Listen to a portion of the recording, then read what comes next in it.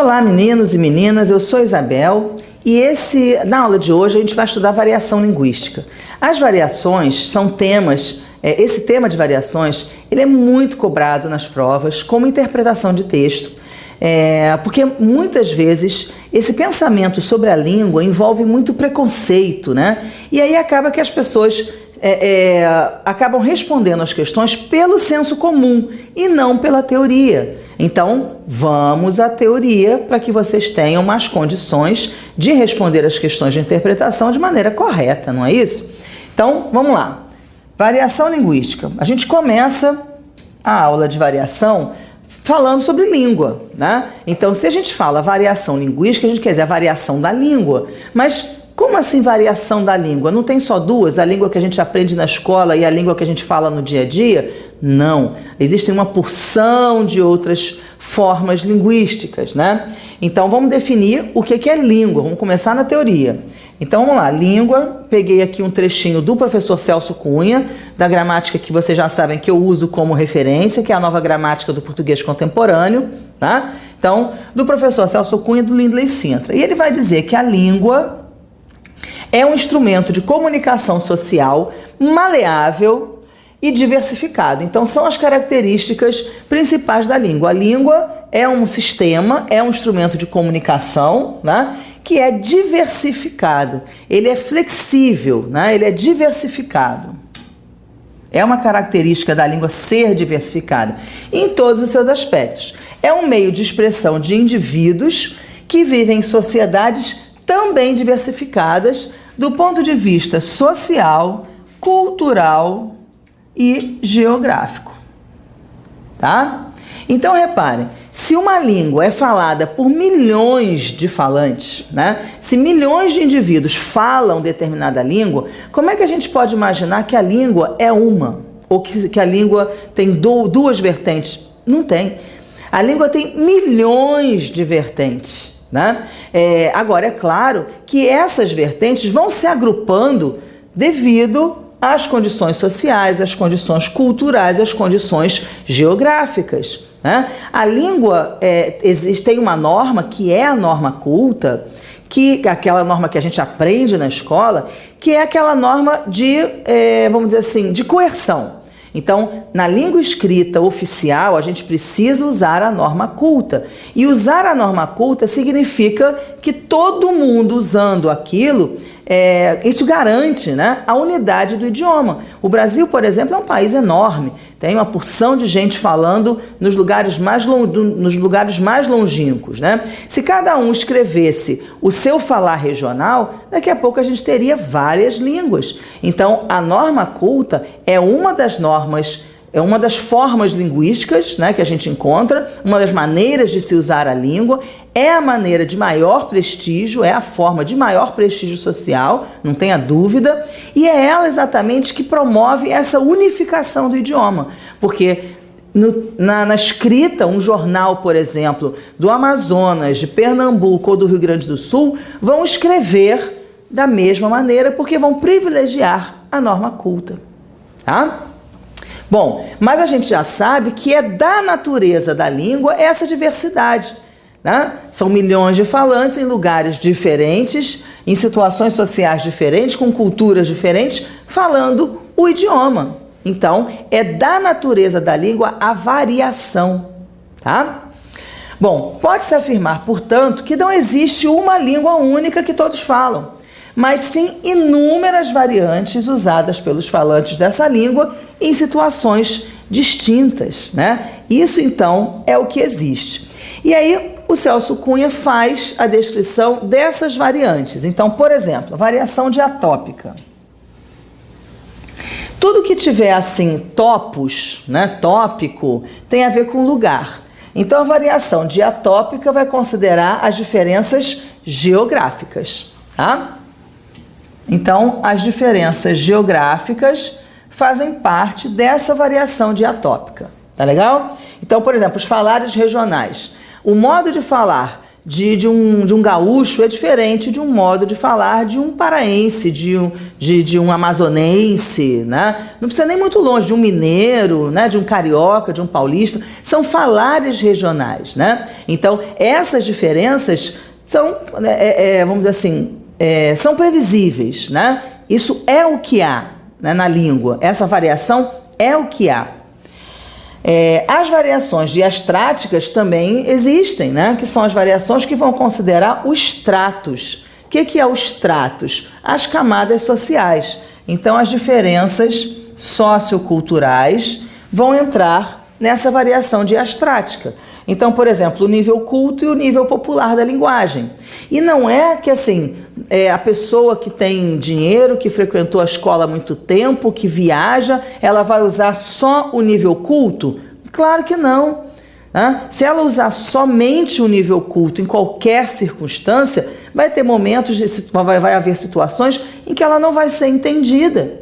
Né? Então, a gente precisa adequar a maneira de falar às várias situações em que a gente vive. Então, nós mesmos temos que dominar inúmeras variantes. Né? Se você vai falar com seu filho que é pequeno, você vai usar uma determinada forma de linguagem. Se você vai falar com seu patrão, também você vai usar uma outra forma de linguagem. Se você vai dar uma palestra para um grupo de adolescentes, você vai usar uma outra forma de linguagem. Tem que ser assim.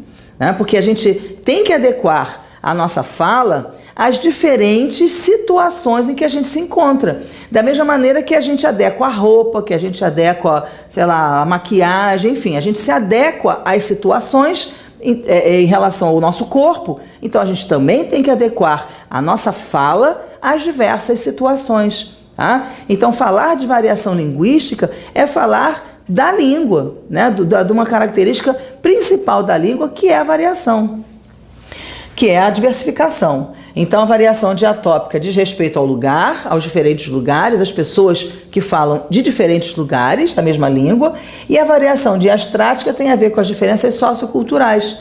Né? Então, se a gente tem, por exemplo, uma pessoa que mora numa comunidade carente, ela vai usar um falar, ela vai usar uma variante diferente de alguém que tem doutorado, enfim, né? Tem muitos anos de escola, está acostumado a lidar com a norma culta. Então, não se pode esperar dessas pessoas que vêm de estratos diferentes, de camadas diferentes, a mesma forma de usar a língua.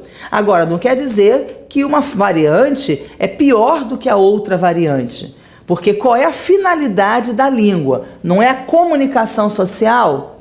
Se a finalidade da língua, então, é a comunicação social e um falar, vamos dizer assim, com alguns desvios de padrão, né, de uma pessoa, de um grupo, de uma comunidade carente. Se aquele falar consegue alcançar a comunicação social, ele é tão efetivo quanto um falar culto numa outra situação também de formalidade. Então não é dizer que uma variante é pior do que outra variante. São variantes diferentes que têm, vamos dizer assim, que efetivamente funcionam nos lugares diferenciados. Então, se falar tu viu, tu vai, né, num nível de informalidade, atende a uma comunicação social, por que a gente vai dizer que está errado ou que é pior? Não, a gente mesmo usa. Né? Tem estudo, tem graduação, pós-graduação, mestrado, doutorado, e chega para um filho e fala, tu viu o filme ontem que passou na televisão? Sei lá. Né? E a gente é capaz de fazer um desvio gramatical. E aí vai dizer, né, que é pior? Não. Então a gente precisa entender que a variação linguística é o que há na língua. Tá? É a característica primeira da língua. Então a gente já viu a diatópica, a diastrática, e a gente tem agora as variações diafásicas. Nessa variação diafásica, o que a gente vai encontrar são as diferenças de modalidade expressiva. Deixa eu apagar isso daqui para ressaltar isso daqui. Modalidade expressiva. Então, por exemplo, o registro formal e o registro informal. Né? Você pode usar, você está, sei lá, combina para tomar um chopp com os amigos depois do trabalho. Então, é uma situação de informalidade, né? Numa situação de informalidade, você não está preocupado com norma culta, com concordância, com regência, né? Você está preocupado com se distrair, com se divertir. Você vai usar um registro informal. Agora, se você precisa prestar contas ao seu patrão, você é gerente, sei lá, precisa, né, dizer um projeto, defender uma ideia que você teve, você vai ser informal? Não. Né? Para passar credibilidade, você tem que usar a norma culta, porque a norma culta é a norma de maior prestígio. Então, dominar a norma culta é dominar as situações de formalidade. Por isso que a escola é tão importante na vida das crianças, sobretudo das crianças carentes, porque conhecer a norma culta, dominar a norma culta, é ter um instrumento de ascensão social, é ter a possibilidade de ocupar cargos formais. E esses cargos formais são dados a quem domina a norma culta, né? A quem passa segurança e credibilidade. E isso é feito concretizado por meio da norma culta, tá? Mas, como eu já disse a vocês, embora os registros sejam diferentes, se a comunicação é alcançada, é efetiva, não há um juízo de valor, né? Não é pior nem melhor, não é mais ajeitada ou estrupiada, enfim, não é. São registros diferentes porque respeitam modalidades diferentes. Um texto, por exemplo, que é literário e um texto que não é literário, né? São modalidades expressivas diferentes. Então não vai dizer, o texto literário pode ter licença poética à vontade, pode desviar à vontade da norma culta, e o outro texto não pode. Por que isso acontece? Porque os objetivos do texto são diferentes. E aí a modalidade expressiva é diferente. Então a poesia é pior, né? O texto poético é pior porque tem licença poética, tem desvio de padrão? Não. Então não tem pior ou melhor, não tem falar melhor ou falar pior. Tem falares, variantes, tá bom? Bom, então, primeira questão da variação, que é o que há na língua, né? E a gente ter na cabeça que não existe juízo de valor a respeito dessas variantes, né? Então, o falar que a gente identifica naquelas pessoas com menos escolaridade é tão útil, é tão efetivo quanto o falar de uma pessoa que tem anos e anos de estudo, mestrado, doutorado, por exemplo, né, para fazer assim uma caricatura. E aí a gente vai perceber o que é norma e o que é uso. Ora, o uso é o dia a dia, o uso é individual ou de grupos, né? O uso é a língua em prática. E aí muitas coisas que são desvios de padrão, que são usados por determinados falantes, às vezes às vezes não, o que mais acontece é que nessa variedade, nessa situação de oralidade, de informalidade, nasce uma série de variações. E essas variações vão sendo disseminadas ao longo dos anos para toda a comunidade de falantes. E aí depois que esse uso informal se transforma num uso coletivo, aí ele vira norma, aí ele vira regra, tá? Então, o que hoje pra gente está na norma culta como regra, como o que é o correto, com certeza, em outro momento da língua, já foi o errado, porque partiu de uma situação de oralidade. Então, a gente só pode dizer que uma coisa é certa ou errada se a gente tem um parâmetro. E aí, então, de acordo com a norma culta, uma fala pode estar certa, uma fala pode estar errada. Agora, se a gente pensar na língua como um todo, não tem fala errada. A fala errada é a fala que não se comunica, que não atende a uma finalidade última da língua, que é a comunicação, né? Bom, o exemplo que eu coloquei aqui para vocês, olha só, eu já tinha pegado minhas coisas quando você chegou. Segundo a norma culta, isso é a norma culta, é a norma de maior prestígio social. Segundo a norma culta, o verbo pegar é um verbo regular. O que significa isso? Significa que ele só tem um particípio, que ele se conjuga igualzinho o verbo amar. Então, qual é o particípio do verbo pegar? Pegado. Então, se você diz assim, eu tinha amado e aí usa a terminação em DO, o particípio em DO, eu tinha amado ou eu fui amada, o verbo amar, como só tem um particípio, ele é usado tanto com auxiliar ter e haver, quanto com auxiliar ser e estar. Então, se o verbo amar só tem um particípio e é usado com todos os auxiliares, o verbo pegar, que também só tem um particípio, tem que ser usado com todos os auxiliares. Então a gente tem que dizer, eu já tinha pegado as minhas coisas e as minhas coisas foram pegadas por mim quando você chegou. Tá? Então foram pegadas e eu tinha pegado. Aí você diz assim, não, a Isabel tá maluca. Porque não é assim. Todo mundo usa pego. Que história é essa de pegado? Pois é o que eu estou dizendo para vocês. Pegado é a norma culta. Essa forma aqui é a norma culta. E aí, numa situação de oralidade, as pessoas começaram a usar o pego, que não existia na norma culta. E aí, de tanto as pessoas usarem o pego como norma culta, quer dizer, achando que aquilo ali é que era o certo, hoje em dia as pessoas já falam assim, eu já tinha pego minhas coisas quando você pegou, quando você chegou.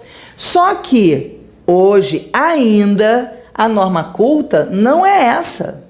Então essa frase aqui, eu já tinha pego, ela é tão popular como quando a garotada fala a gente somos, por exemplo, né? Então o erro que a gente tem aqui em relação à norma culta é igualzinho a qualquer outro erro em relação à norma culta. Então, se o certo é eu tinha pegado, segundo a norma culta, eu tinha pego, tá errado. Agora, por que a gente não acha que isso daqui tá errado? Porque a gente fala. E aí tudo aquilo que a gente fala, a gente acha que tá o que é o correto. Então, a gente só tende a considerar o que tá errado quando são as classes mais populares que falam. Quando, na verdade, toda variação nasce dessas classes populares. E aí vai disseminando, vai contagiando todo mundo passa a falar daquela maneira e aí vira norma. A norma não é estática, né? A norma não é estática. Daqui a alguns anos, certamente eu tinha pego, vai ser norma culta, mas ainda não é.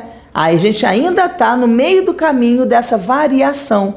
Então o uso se transforma em norma com o tempo. Tá? E aí as normas gramaticais são sempre atrasadas em relação àquilo que a gente fala, porque a gente está falando, ou seja, a gente está numa situação atual. E a norma precisa passar o tempo para ver o que realmente vai ficar de todas as inovações que as pessoas usam no seu falar individual. Tá bom? Bom, outra coisa aqui, a questão da arbitrariedade da convenção, né? O que há na língua também é arbitrariedade. Por que, por exemplo, o verbo pegar tem um particípio só, que é o pegado, e o verbo pagar tem dois, o pagado e o pago? Né? Por que é assim? Porque se convencionou que era assim. Então, na língua a gente tem muitas coisas que são arbitrárias mesmo, mas essa arbitrariedade não tem a ver com alguma coisa que é contrária à outra, não.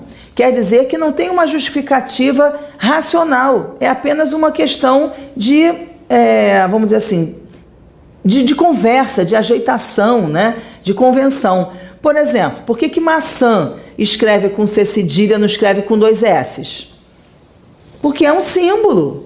Né? Ah, mas aí por que do latim, de não sei das quantas, de onde veio? Mas hoje em dia ninguém tem essa noção de por que veio, por que não veio. Hoje em dia é arbitrário. Gás, há pouco tempo atrás, se escrevia com Z. Né? Hoje se escreve com S, tem um acento. Então essas coisas todas, o acordo ortográfico está aí para mostrar como é que a língua varia, como é que as coisas variam. Né? Então tudo é arbitrariedade e convenção, ou seja, o que estava correto até 3 anos atrás, 5 anos atrás, como ortografia, hoje já está errado. E está errado por quê? Porque é arbitrário, mas é um arbitrário que as pessoas já aceitam, convencionam, passam a usar, assim vira norma, tá? Então, olha só, o verbo pegar é regular, como eu já acabei de dizer para vocês. Ou seja, só tem o particípio regular, que é o pegado. O verbo pagar apresenta dois particípios, o pagado e o pago. E aí, como as pessoas tendem a aprender, sobretudo quem não tem escolaridade, e aí precisa aprender a língua fazendo paralelos, né? Fazendo analogias. Então, as pessoas pensam assim, olha, se eu já escutei pagado e pago, por que eu não posso usar, então, pegado e pego? Ah, eu posso. E aí começa a usar. E aí as pessoas já começam, não, o certo não é pego, é pego, eu tinha pego. Aí fica uma discussão enorme sobre se o correto é pego ou pego, quando na verdade o correto é pegado, nem pego nem pego. Pronto, olha que beleza. Arbitrariedade. Por que tem que abrir a vogal, por que tem que fechar a vogal? Arbitrário. E aí o que vai ficar como norma? Não sabemos. Em determinadas regiões do país, normalmente as vogais são fechadas, vai se falar pego. Em outras regiões do país, as vogais são abertas, vai se falar pego. E aí, qual dos dois vai estar o certo? Os dois. Tá? Por causa de arbitrariedade e convenção. A língua tem essa característica. Tá bom? Bom, outra coisa também que é característica da língua é essa questão da economia, né? E aí também a economia linguística vai causar uma série de variações, tá? Não é só a arbitrariedade e convenção que vai promover variações na língua. A economia linguística também. Nós somos pessoas que faz parte do nosso ser a agilidade. A gente quer uma comunicação rápida, fácil, direta, objetiva, não é isso? E aí, se um negócio está muito comprido, a gente dá um jeito de encurtar. No século XIX, os pronomes de tratamento eram muito utilizados, né? Então se pensava assim, na intimidade, para se falar com o outro, na intimidade, se usava o tu. Então o tu era usado numa situação de família, dentro da família se usava o tu, né? Tu viste, tu fizeste, etc. E numa situação da família para fora da família, é que se usavam os pronomes de tratamento. Então existiam pronomes de tratamento, como existem hoje também, né? Pronomes de tratamento com menor cerimônia e com maior cerimônia. Então, com menor cerimônia era o Vossa Senhoria, né? O Vossa Mercê. Vossa Mercê se usava com menos cerimônia, era para o vizinho, né? Para o comerciante, né? Então, essa coisa assim do dia a dia, se usava então o Vossa Mercê. Para a situação com um pouco mais de cerimônia, o Vossa Senhoria. E aí por diante, Vossa Eminência, Vossa Alteza, Vossa Majestade, Vossa Reverendíssima, os vossas todos, né? Ora, qual desses pronomes de tratamento vocês acham que seria assim o mais usado? O Vossa Majestade ou o Vossa Mercê? Quer dizer, era muito mais comum as pessoas conversarem com os vizinhos e com os comerciantes ou com o imperador? Com os vizinhos e com os comerciantes. Então, qual era o pronome de tratamento mais usado? Vossa Mercê. Ora, Vossa Mercê, longo demais para ser usado no dia a dia. O que aconteceu com o Vossa Mercê? Ele virou você. Então, o você, ele vem do vossa, né? Ele vem do vossa também. Então, Vossa Mercê, o você é tão pronome de tratamento quanto Vossa Majestade. Só que os pronomes de tratamento são adequados a com quem a gente está falando, né? Agora, usar o você não é uma atitude de desrespeito, porque é um pronome de tratamento. Então, entre o pronome de tratamento você e o tu, o você é muito mais respeitoso do que o tu, porque o tu, originalmente na língua, é usado em situações familiares. Hoje é o que acontece? Não. Hoje o tu e o você são usados indiscriminadamente, né? Olha aqui, você, tá? E aí, então, a gente tem como características da língua a variação, a questão da norma e do uso, quer dizer, o uso que vai promover a variação na norma, a arbitrariedade que vai promover, pelas analogias, as variações que depois vão virar convenção e vai ser norma, vão virar norma, a economia linguística também. Um outro exemplo de economia linguística também que é fácil para vocês gravarem é da palavra alerta. Alerta é um advérbio. Ele não varia, ele não tem plural. Aí, ora, por que advérbio não varia, não tem plural? Por uma questão de arbitrariedade, né? Ele não tem plural, pronto, ele poderia ter, mas ele não tem, por uma questão de arbitrariedade que se convencionou dizer assim. Bom, então, se o advérbio é invariável e alerta é advérbio, uma frase como os bombeiros ficarão alertas a noite inteira, está errado. Essa frase está errada, né? Porque se alertas é advérbio, ele não pode ter esse S. Como é que eu tenho que dizer assim? Os bombeiros ficarão alerta a noite toda. Mas por que é alerta? Por que esse alerta não é adjetivo? Por que esse alerta é advérbio? Porque esse alerta, pela economia linguística, é a redução de uma expressão que é em estado de alerta. Então, os bombeiros ficarão em estado de alerta a noite inteira. E aí o em estado de alerta virou em alerta, que virou alerta. E aí, por causa dessa economia, se reduziu tanto que as pessoas esqueceram que alerta é advérbio e alerta está se transformando em adjetivo. Olha aí a variação da língua. É isso, né? Então, a gente tem que pensar que essas variações são tão comuns na língua, a gente fala o certo e o errado sem nem saber que está errado, né? Se vocês, por exemplo, usam o posto que como se fosse porque, está errado. Vejam lá a aula de conjunções. Posto que significa embora. Agora, todo mundo acha que posto que é igual a porque. Está errado. Então, é um erro tão grave quanto dizer, não, sei lá, todos sei lá, todos viu, né? Eles viu. É a mesma coisa, é erro, segundo a norma culta, né? Aí, como a gente fala, uns erros a gente acha que são interessantes. Quando o outro, que não, né, das classes populares, fala aquele erro, aí, nossa, analfabeto, tem uma porção de preconceitos, né? Então, a gente tem que parar com essa história de preconceito, porque o que há na língua é variação. O que existe na língua é o tempo inteiro a variação entre o certo e o errado, considerando a norma culta como parâmetro, né? E é isso que eu estou trazendo aqui para vocês, a noção do erro. Deixa eu pegar a bolinha e levar para o lado de lá. Então, olha só, a gente só pode falar de erro se a gente tiver como parâmetro a norma culta. Então, por exemplo, tu viu o filme que passou ontem? Se você está falando com um amigo seu, ou está falando com um filho, numa situação de intimidade, a gente não fala isso daqui com a maior tranquilidade? Tu viu o filme que passou ontem? Ou será que a gente tem que, no nosso lar, no nosso descanso, na nossa situação de entretenimento, a gente tem que dizer, tu viste o filme que passou ontem na televisão? Ninguém vai dizer tu viste. Quer dizer, ninguém, exagero, né? Existem lugares do país que usam o tu com a concordância, com o verbo na segunda pessoa perfeitamente, né? Mas, na maior parte, existe uma situação de uso desse tu com um outro verbo, com uma outra pessoa, né? O tu é a segunda pessoa, o viu está na terceira pessoa, né? Numa situação de oralidade, de informalidade, tu viu o filme que passou ontem, atende à necessidade de comunicação? Atende. O outro vai dizer, ah, vi sim. Ou então vai dizer, não, não vi não. E não vai dizer, não consegui compreender. Tu o quê? Não é? Então, se está servindo a comunicação, não está errado.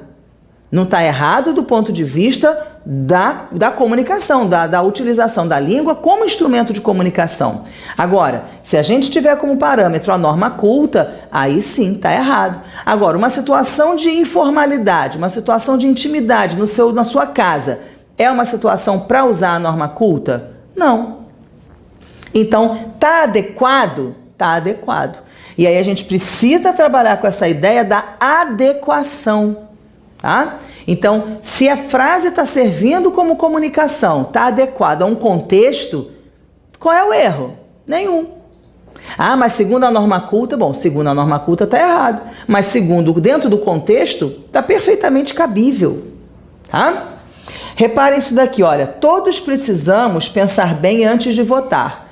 Alguém vai dizer assim, nossa, que absurdo, que frase horrível, olha que erro horroroso. Não, a gente cansa de escutar isso e de falar isso. Todos precisamos pensar, né? Todos precisamos fazer a nossa parte. Agora, por que tá errado isso daqui? Porque todos é um pronome de terceira pessoa. Precisamos é um verbo que está na primeira pessoa. Então, esse erro aqui, todos precisamos, já que na norma culta deveria ser todos precisam, né? Ou nós precisamos, então ou troca o pronome ou troca o verbo, né? Esse erro é o mesmo erro do tu viu. O verbo está numa pessoa, o pronome está em outra pessoa. Mesma coisa aqui, o verbo está em uma pessoa, o pronome está em outra pessoa. É o mesmo erro. Agora, a gente tende a criticar esse daqui e esse daqui não. Por que esse é o mesmo erro? Pois é, porque a gente é preconceituoso e identifica essa situação com uma classe social e essa com outra. Né? E isso é que está errado. O preconceito em qualquer nível está errado, né? Sobretudo no linguístico. A gente somos alegres. Esse daqui, então, nossa, é erradíssimo, né? A gente chega a arrepiar quando vê alguém falar isso. Agora, qual é o erro disso daqui? O agente é um substantivo de terceira pessoa e o somos está em primeira pessoa. Então, a diferença aqui também não é de pessoa. O verbo está numa pessoa, o substantivo está em outra pessoa. Pois é o mesmo erro disso daqui. O verbo está numa pessoa, o pronome em outra pessoa. Repararam como é que a gente é preconceituoso? Pois é. Então, esse preconceito é que não pode existir quando a gente analisa a língua. Esse preconceito tem que ser deixado de lado porque faz parte da língua essa variação. Então, se a pessoa vai defender uma ideia para um patrão, para tentar conseguir um cargo melhor, né, com um salário melhor, ele vai usar o agente somos? Não pode. Não pode. E aí ele não vai usar nem o todos precisamos. Não pode. Né? Porque aí ele tem que usar naquela situação de formalidade a norma culta. Mas numa situação de informalidade, você usa o tu viu e a pessoa que tem baixa escolaridade não pode usar o agente somos? Por quê? Tá bom? Então, o que há na língua é variação, gente, é variação. Isso é o que há. O que faz a gente falar português brasileiro e não o português de Portugal ou mesmo o latim é exatamente variação. Hoje o nosso erro vai ser o acerto de amanhã, como o nosso acerto de hoje foi o erro de ontem.